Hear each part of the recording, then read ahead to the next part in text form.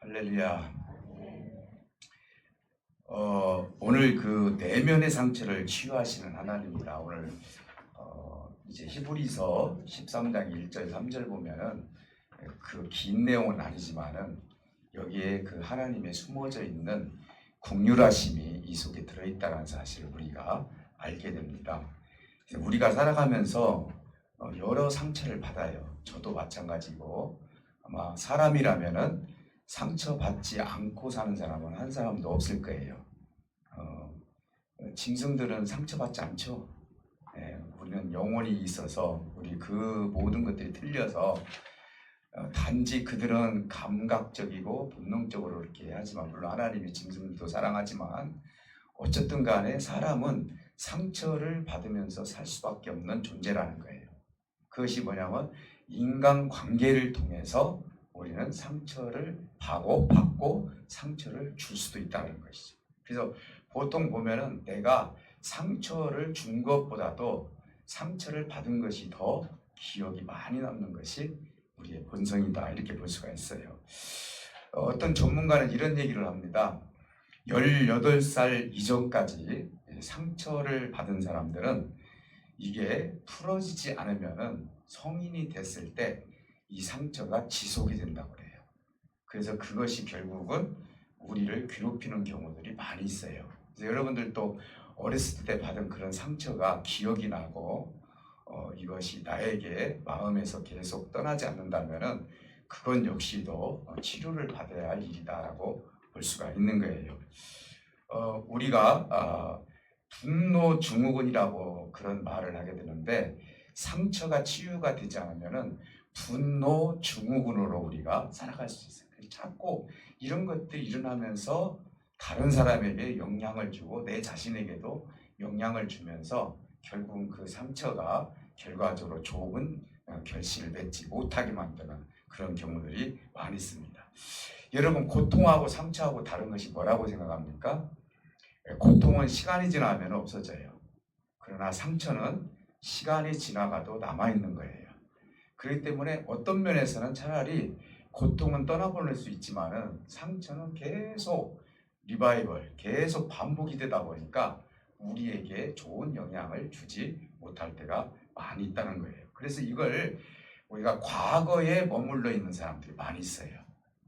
대부분 우리가 연속극이나 영화나 어떤 그런 스토리들을 보면은 과거에 얽매여서 원수를 갚는 어떤 그런 자막이, 그런 현상들이 없으면 모든 것은 재미가 없어요. 그렇지 않습니까? 그래서 이걸 뭐라고 이야기를 하냐면은 현재적 과거의 사람이다. 현재 살기는 사는데 과거의 마음이 머물러 있다는 것이죠. 이게 얼마나 어찌 보면 불행한 일이 될 수 있겠어요. 그래서 이만큼 상처라는 건 그만큼 힘들고 우리에게 어려움을 주는 거예요. 이런 사람일수록 내 가치관, 내가 세워야 할 어떤 가치관, 그리고 정체성도 무너지고 심지어는 심리 상태가 지속적으로 흔들리다 보니까 이런 문제가 생기는 경우들이 있어요. 그래서 내가 똑바로 하나님의 그 뜻을 향해서 가야 되는데 이것이 나한테 지배적으로 나를 지배를 하게 된다면 우리는 그게 큰 문제거리가 될 수도 있다는 사실을 말씀하고 있습니다. 이런 면에서 오늘 본문에서 상처를 가지고 있는 학대받는 자들에 대해서 이 공동체에서 그들을 생각하고 그들을 환대해줘라 라고 우리 하나님께서 말씀하고 계세요. 그래서 우리 하나님은 대체가 우리의 상처를 어떻게 치유하시는 하나님인가, 이걸 우리가 한번 아브라함하고 그리고 이제 수가성의 여인하고 두 사람을 통해서 우리가 한번 말씀을 나누면서 그런 귀한 뜻을 한번 이뤄보도록 한번 해보겠습니다. 여러분, 믿음의 선진들이라 해서요 무조건 다 그들이 믿음이 100% 있었다 이렇게 하면 착각이에요. 다윗도 실수했고 아브라함도 실수했고 때로는 사도 바울 선생님도 처음에는 실수의 그런 삶을 살았고, 사실은 성경에 나와 있는 모든 인물들도 상처 속에 사는 사람들이에요. 그렇기 때문에 오늘 이 말씀을 통해 특별히 제가 두 사람을 비교를 해서 그 인생을 좀 길게 한번 나열을 하면서 그들이 어떤 상처를 대체감 받았기에 하나님께서 어떻게 치료해 주셨는지 두 사람만 제가 비유를 들어서 말씀드립니다. 왜냐하면 오늘 이 히브리서에 있는 말씀이 아브라함에 대해서 이야기를 하고 있기 때문에 그렇습니다. 그래서 아브라함이 아들이 없는 상처 속에서 살았어요. 그런데 아브라함 속에 있었던 건 뭐냐면 비록 상처를 받았지만은 오늘 본문에 보니까 그는 형제를 사랑했고 그리고 손님 대접하기를 앞서서 했다. 그래서 이 상처를 치유를 받아야 되는데 사실 아브라함이 상처를 치유받았을 때가 100세 때 치유를 받았어요.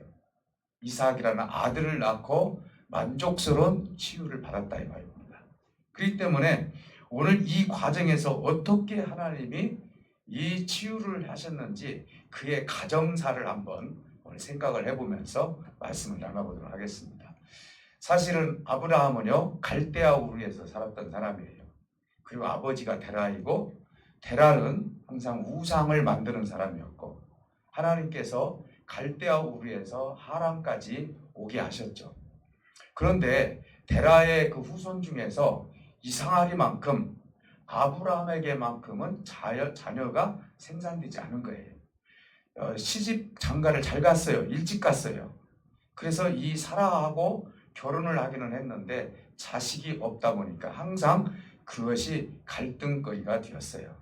그러다 보니까 이제 하란에 머물다 보니까 하나님께서 하루는 아브라함에게 나타나셔서 이런 말씀을 하십니다. 아브라함아, 내가 너에게 지시할 땅으로 가라 이렇게 말씀해요.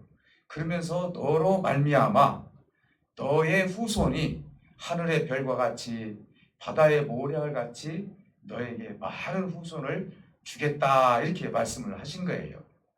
여러분 한번 생각해 보시기 바랍니다. 하나님이 지금 너에게 수많은 후손을 주겠다라고 했다는 것은 어떤 의미입니까? 너에게도 자손을 주겠다는 얘기예요. 근데 오늘 아브라함은 이 사실을 듣고도 어딘가 모르게 불안했어요. 하나님의 명령대로 이제 하나님이 지시할 땅으로 가기는 가야 되는데 하나님의 명령대로 하는 것보다도 자기의 불안함 때문에 누구를 데리고 가냐면은 조카 롯을 데리고 갑니다. 그 내면에는 어떤 의미가 있냐? 저는 항상 이 조카 롯을 보면 무슨 생각을 갖게 되냐면은 자기의 상속자가 지금까지 없기 때문에 나이는 먹어가고 있고 상속자가 없다 보니까 내가 혹시라도 어떻게 된다면은 우리의 혈족 중에 한 사람 조카 롯에게 이 상속을 해야 되겠다는 그런 마음이 내면에 깔려 있지 않았는가? 저는 항상 그런 생각을 갖게 돼요. 그래서 이제 조카 롯이 이제 아브라함과 함께 약 1000km가 떨어진 하란에서 가나안까지가 약 1000km 정도 떨어진 그 거리를 가게 됩니다. 지금이야 교통이 편하지만은 그때는 하루 만에 갈 수 있는 거리가 아니에요. 얼마나 걸렸는지 성경에 정확히 써 있지는 않지만은 텐트를 가지고 가야 되고 양떼, 소떼를 가지고 가야 되고 그리고 종들을 데리고 가야 되고 그러면서 하루는 여기서 머물고 그리고 좀 있다가 또 움직이고 이런 식으로 하나님이 지시할 땅으로 가게 되는 거예요. 그런데 거기에는 지금 롯의 그런 종들도 있었고 그리고 아브라함의 종도 있고 그리고 롯이 가지고 있는 재산도 있고 아브라함이 가지고 있는 재산도 있었어요. 그러다가 이 재산이 늘어나기 시작합니다. 그때 당시 재산이라는 건 짐승이겠죠. 그래서 그러다 보니까 롯의 종하고 아브라함의 종이 싸우기 시작합니다. 여러분 뭐 때문에 싸운지 아시죠? 이제 이 좋은 꼴을 서로 먹이다 보니까 우리 양떼에게 이 좋은 풀을 먹여야 되겠다 하다 보니까 이 소식을 롯과 아브라함이 들으면서 하루는 아브라함이 조카 롯을 불러댑니다. 그리고 이렇게 얘기합니다. 우리 하나님께서 여기까지 오게 하셨는데 너와 내가 이제는 헤어져야 될 때가 된 것 같다.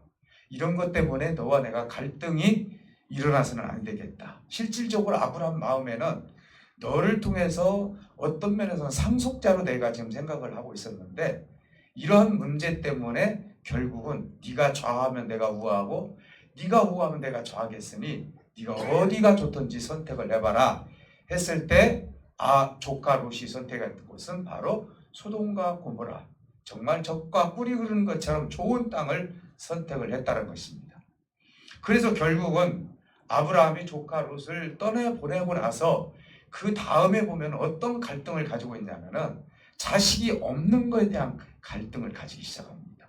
그래서 하나님께 이렇게 물어봅니다. 하나님, 나를 통해서 상속을 받을 수 있는 사람은 나의 종 엘리에셀밖에 없으니 나는 이렇게 자식이 없으니 어떻게 했으면 좋겠습니까? 라고 하소연을 하게 되는 거예요.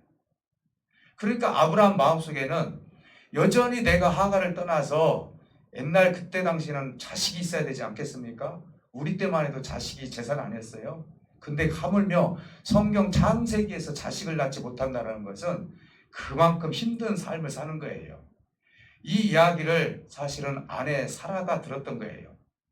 남편 아브라함이 자식이 없는 거에 대해서 굉장히 힘들어 하시는구나 하다 보니까 사실은 남편이 고민하면 대부분 아내들은 그 남편의 문제를 해결하려고 하는 경우들이 많이 있어요. 지금도 그렇지 않습니까? 그래서 결국은 아브라함을 불러서 서로 상의를 합니다. 내가 지금 애굽에서 온 하갈이라는 여인이 있는데 이 몸종을 당신에게 들여보낼 테니까 당신이 이 몸종과 함께 아들을 낳았으면 좋겠습니다. 자녀를 생산했으면 좋겠습니다. 아내가 먼저 허용을 해주는 거예요.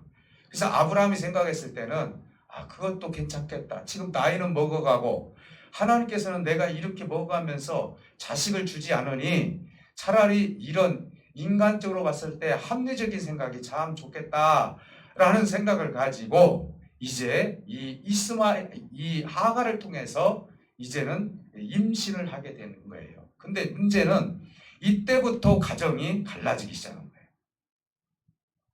사실은 아기를 갖기를 원했지만은 실질적으로 하갈이 아기를 가졌을 때 문제는 하갈이 자기의 주인 사라를 무시하기 시작하는 거예요. 당신은 자식도 없고 나는 몸종이지만 나는 당신의 남편 자식을 가지고 있는 사람이다 라고 하니까 자존심이 얼마나 사라가 정말 힘들었겠습니까? 그러다 보니까 서로가 싸우고 그러다 보니까 하갈이 견디다 못해서 집을 나가버립니다. 그때 하나님께서 이제 하갈을 만나가지고 하갈아 네가 어찌하여 지금 여기 있느냐? 너는 빨리 주인의 집으로 가라. 너를 통해서 낳은 자식을 통해서 내가 큰 민족을 이루게 하겠다. 이렇게 말씀을 하시는 거예요. 그래서 다시 들어왔죠. 들어와서 낳은 자식이 누구냐면은 이스마엘이에요. 13년 동안 아브라함은 너무너무 좋았을 거예요. 그런데 여기 여성분들이 많이 계시겠지만은 얼마나 심한 갈등이 있었을까요? 하갈의 어떤 우세스러운 그런 마음, 사라는 자식을 낳지 못하는 그 마음, 그러다 보니까 사라와 하갈하고 갈등이 생기고 아브라함은 그 두 사람을 통해서 오는 그 갈등을 내가 어떻게 이 문제를 해결해야 될 것인가, 수많은 상처가 아브라함에게 임할 수밖에 없는 상황이 되었다는 사실이에요. 이랬을 때 하나님께서는 이제 어느 정도 시간이 지나면서 이제 이스마엘이 13살이 됐어요. 임신 기간하고 이렇게 시간을 세워보면은 약 14년이 지난 후에 우리 하나님께서 이제 아브라함을 찾아오게 됩니다. 아브라함을 어떻게 찾아옵니까? 아브라함을 찾아올 때 하나님께서 내가 하나님이다 라고 그렇게 찾아오시지 않았어요. 아브라함이 이제 생활을 하고 있는데 하나님께서 하나님과 천사 3명이 나그네의 모습으로 아브라함의 집 앞으로 지나가게 됩니다. 근데 내가 볼 때도 아브라함이 볼 때도 너무나 처량한 모습이에요. 하나님의 화려한 모습으로 나타난 것이 아니라 지나가는 나그네의 모습으로 나타났어요. 그런데 아브라함의 마음속에는 항상 형제를 사랑하는 마음이 있었어요. 비록 상처가 있었지만. 그리고 지나가는 나그네를 대접하기를 좋아하는 분이 아브라함이었어요. 여러분, 이 시대에는요, 누구에겐가는 이 날씨가 그렇기 때문에 물을 통해서 발을 씻기든지 먹을 양식을 주든지 이렇게 나그네를 대접하는 것이 그게 선대하는 거예요. 근데 이것을 아브라함은 굉장히 진리했어요. 근데 창세기에서도 보면 부지 중에 그렇게 말을 해요. 그러니까 항상 아브라함은 지나가는 나그네를 대접을 했다는 얘기예요. 그런데 대접을 하다 보니까 알고 보니까 이분이 하나님이었고 천사였어요. 놀랬죠. 그러면서 아브라함에게 뭐라고 얘기냐면, 아브라함아, 그때가 99세 때인데 내가 내년 이맘때에 아들을 낳으리니 그때 그 아들을 이삭이라고 해라 라고 하면서 결과적으로 하나님께서 이제 이삭을 주실 것을 약속을 해주셨어요. 아브라함은 99세 때, 여러분 그때는 얼마나 젊었는지는 모르겠지만은 아마 여러 가지 힘든 마음과 갈등들이 많이 생겼을 거예요. 그럼에도 불구하고 내가 지금까지 자식이 없어가지고, 친자식이 없어가지고 이런 갈등 속에, 상처 속에 살았는데 하나님이 1년 뒤에 자식을 준다 하니 이게 얼마나 또 기쁜 일이겠어요. 한편으로는 사라에게 이 이야기를 하면서 결과적으로 하나님께서 약속하신 이삭을 100세 때 낳게 해가지고 이루를 받게 해주시고 그 상처를 치유받게 해주신 거예요. 우리가요, 누군가에게 상처를 이렇게 치유를 할 때는 그 사람이 내가 잘못했습니다 라고 고백했을 때 상처가 치유가 되는 거예요. 어떤 아동학자는 이런 얘기를 해요. 부모님이 예를 들어서 어렸을 때 자식에게 상처를 주었을 때 부모가 자식에게 잘못되었다라고 고백했을 때 그 자식은 그것을 잊어버릴 수가 있다는 거예요. 어른이기 때문에 그 고백을 하지 않으면은 이 자식은 계속 그걸 가지고 다니는 거예요. 내가 아빠이고 엄마이면서도 내가 너를 향해서 이런 생각을 했던 것이 얼마나 잘못되었고 너를 체벌했던 것이 얼마나 잘못되었던 것이 되었는지 지금 생각하니까 아빠로서 너에게 마음이 너무나 아프다 하면은 이 자식은 상처가 치유가 되는 거예요. 아브라함에게도 자식이 그동안 정말 떠나올 때부터 내가 너에게 자식을 주겠다고 했는데 하나님이 이제는 100세가 되어서 자식을 주었을 때 얼마나 큰 위로가 되었겠느냐 이 말이에요. 사랑하는 성도 여러분, 아브라함은 항상 보면서 나그네를 보면 공감하는 마음이 있었어요. 오늘 우리가 하나님을 믿는 저와 여러분들은 어떤 공감을 가지고 긍휼함을 베풀고 있습니까? 교회라는 개념이 뭐죠? 교회는 어렵고 힘들고 상처받고 남편이 먼저 돌아가시고 아내가 먼저 돌아가시고 심지어는 병 때문에 힘들어서 내가 언제 어떻게 될지도 모르는 그런 상황이고 심지어는 재산을 다 잃어버리고 수많은 상처를 가지고 오는 것이 교회가 아니겠습니까? 하나님은 그것을 보고 하나님은 우리에게 긍휼한 마음을 주시기를 원하는 것이 하나님의 마음이라는 사실을 믿으시기를 주님께 축복해 드립니다. 근데 아브라함이 하나님의 마음을 가지고 있었다는 거예요. 형제를 사랑하기를 즐겨했고 그리고 나그네를 대접하기를 좋아했고 그래서 그가 긍휼함을 베풀었을 때 하나님도 우리에게 긍휼함을 베푸는 것처럼 아브라함에게 긍휼함을 통해서 아들을 주었다는 사실을 놓고 본다면 하나님이 우리를 얼마나 긍휼한 사람이 되기를 원하는지를 알 수가 있다는 사실입니다. 사실은 오늘 이 말씀을 통해서 마태복음 25장에 보면은요, 주님께서 긍휼함을 베풀게 되면은 하나님께서 우리를 죄인에서 의인으로 치료해 주시는 장면이 마태복음 25장에서 나와요.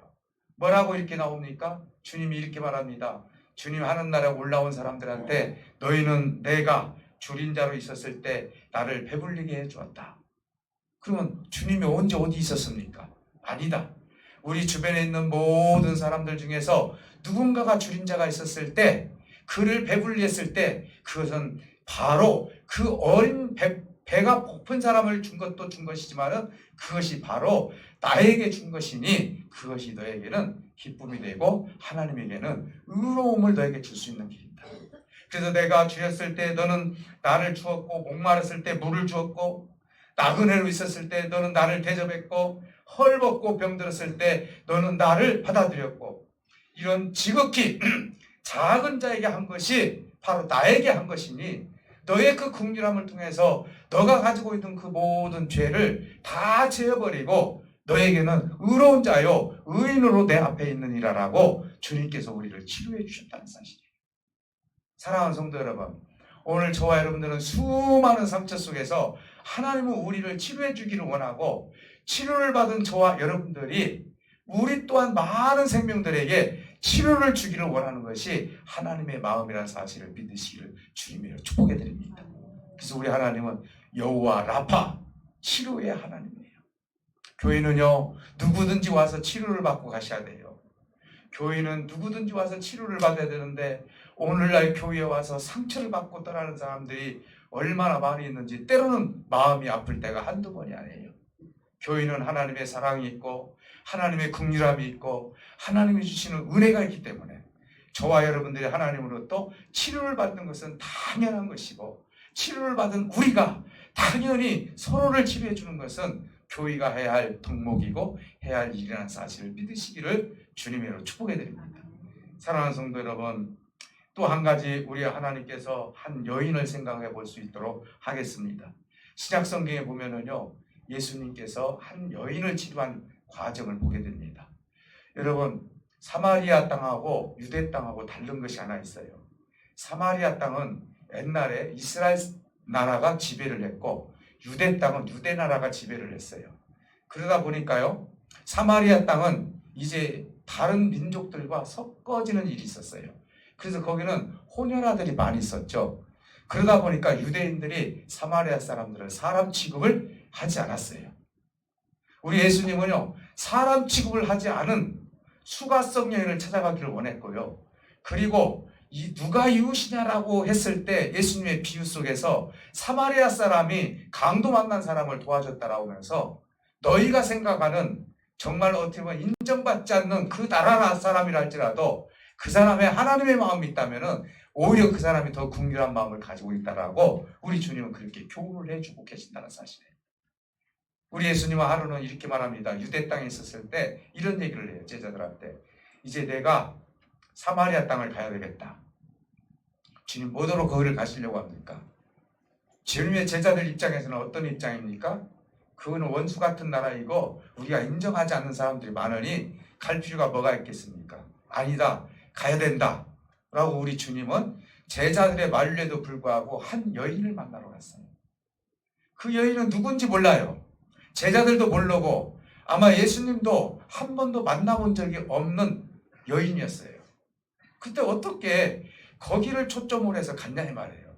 수가성에 있는 한 여인이 얼마나 큰 상처를 받고 있는지 그 상처를 알고 계신 우리 주님께서 수가성에 가서 내가 그 여인을 치료를 해야 되겠다. 정말 메시아가 누구인지를 가르쳐주고 그를 긍휼한 마음으로 내가 받아들여야 되겠다라고 하면서 결국은 가게 됩니다. 그래서 수가성에 도착해 보니 한 여인이 나옵니다. 한 여인이 나와서 물을 가지러 나오는데 예수님께서 물 한 컵만 달라고 이야기를 합니다. 당신은 유대인이면서 어찌 나에게 물을 달라고 합니까? 라고 하면서 네가 내가 누구인지 알았다면은 네가 나에게 물을 달라고 할 것이다. 내가 너에게 주는 물은 영원히 목마르지 않은 물이니 이 물을 네가 마시기를 원한다. 그러면 그 물을 주세요. 아직도 깨닫지 못했죠. 육신의 물을 생각한 거예요. 그런데 차차차차 대화를 나누다 보니까 이분이 바로 우리를 구원하신 메시아라는 사실을 깨닫게 되는 거예요. 그 전에 이 메시아라는 사실을 깨닫기 전에 예수님께서 이제 이 여인에게 물어봅니다. 너에게 남편이 있느냐? 라고 물어봤을 때 있습니다 했을 때 너에게는 남편 5이 있는데 지금 있는 남편은 현재도 네 남편이 아니니라 이렇게 말을 해요. 여러분, 이 말씀은 어떤 말씀이냐면요, 그 수가성 여인이 남편을 버리고 시집간 것이 아니라 자기 남편에게 4명의 남편에게 버림받은 여인이다 이 말이에요. 주님은 그것을 하셨어요. 그리고 현재 너와 사는 그 남편도 장차 너를 버릴 남편이라고 얘기를 하는 거예요. 그러니 이 여자의 상처가 얼마나 크냐 이 말이에요. 주님은 이 상처받은 여인에게 긍휼함을 베풀기를 원했어요. 그리고 참된 영적인 신랑이신 예수님이 만나 뵙기를 원했던 거예요. 그래서 결국은 우리 예수님께서 그 긍휼함을 통해서 여인에게 그 상처를 치유해 주시는 장면을 통해서 하나님이 저와 여러분들이 얼마나 큰 긍휼함을 주기를 원하시는지, 여러분들이 얼마나 그 마음에 그 공감을 가지고 우리가 사는지 다시 한번 깨닫는 시간이 되시기를 주님의 이름으로 축복해 드립니다. 지금 현재 오늘 이 자리에 계신 여러분들, 어떤 상처가 있다 할지라도 우리 하나님은 그냥 보내시는 하나님이 아니라는 사실을 믿으시기를 주님으로 축복해 드립니다. 하나님은 여러분들이 가지고 있는 그 깊은 상처, 내면의 그 상처를 왜 모르시겠습니까? 그 상처를 치유하시기를 원하시는 분이 바로 우리 하나님이라는 사실을 믿으시기를 주님으로 축복해 드립니다. 그래서 아브라함의 그 상처, 자녀가 없어서 그 가정에 14년 동안 갈등이 일어났던 그 모든 것들을 우리 주님께서 해결해 주셨고, 수가성의 여인이 아무리 남편이 자기를 위한다 할지라도 그 5명의 남편보다도 이제 주님이 만나주심으로 말미암아 그의 모든 상처를 치유해 주셔서 하늘의 긍휼함을 받았던 그 여인이 물동이를 던져버리고, 내가 그리스도를 봤다, 나를 구원하신 메시아가 지금 여기에 계신다라고 하면서 그가 얼마나 소리를 지르면서 동네에 나가서 복음을 전하는 그 역사를 우리가 보게 됩니까? 사랑하는 성도 여러분, 오늘 이 시간 본문 3절에 보니까 뭐라고 했냐면 너희도 함께 갇힌 것 같이. 이 말은 뭔 말입니까? 너희도 상처를 받은 것 같이 갇힌 자를 생각하라. 너희도 상처를 받지 않았느냐? 그러니까 서로 상처를 받은 자로서 서로 갇힌 자를 생각하라. 서로 공유한 마음을 가지고 생각하기를 원한다라고 히브리서에서 우리에게 말씀하고 계시는 거예요.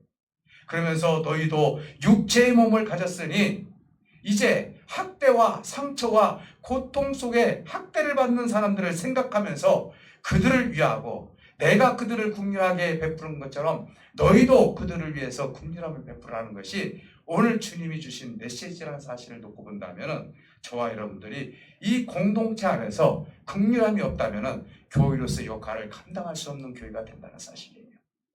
사랑하는 성도 여러분, 오늘 저와 여러분들은 어떤 긍휼함을 가지고 형제 사랑하기를, 그리고 나그네 사랑하기를, 내 주변에 있는 모든 사람을 사랑하기를, 그리고 여러분 가족 속에 있는 정말 나하고 마음에 맞지 않는 사람이라 할지라도 여러분들이 어떤 긍휼함으로 다가가야 될지를 오늘 말씀을 통해서 다시 한번 깨달으면서 하나님의 긍휼함을 통해서 상처를 치유받으시고, 또 그 치유받은 저와 여러분들이 주변의 모든 생명들에게 긍휼함을 주어서 하나님의 생명의 말씀을 전해서 여호와 라파, 치료하시는 하나님을 통해서 하나님의 천국의 백성으로 살아갈 수 있는 저와 여러분들이 되시기를 주님으로 축복해 드립니다. 하나님께서 반드시 오늘도 여러분들에게 하늘의 긍휼함을 주셔서 여러분들의 모든 상처를 치유해 줄 줄 믿습니다.